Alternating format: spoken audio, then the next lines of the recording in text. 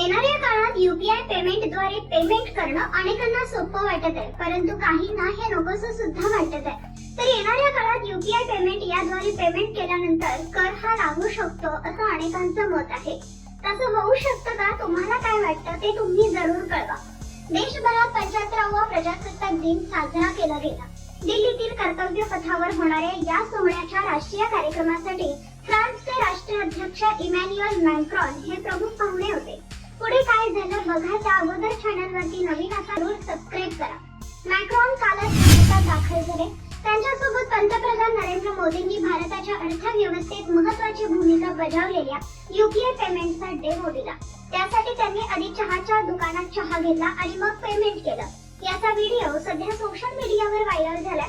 पंतप्रधान मोदी आणि फ्रान्सचे राष्ट्राध्यक्ष मॅक्रॉन हे दोघेही राजस्थानची राजधानी जयपूरमधील एका चहाच्या दुकानात गेले.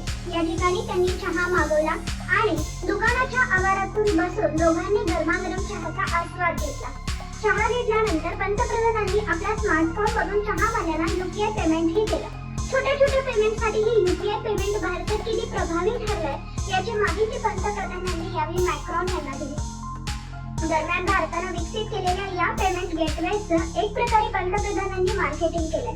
फ्रान्समध्ये अद्याप यूपीआय सारखी इन्स्टंट पेमेंटची सुविधा उपलब्ध नाही. त्यामुळे हे यूपीआय पेमेंट गेटवे काम कसं करतं याची माहिती पंतप्रधान मोदींनी मॅक्रॉन यांना दिली.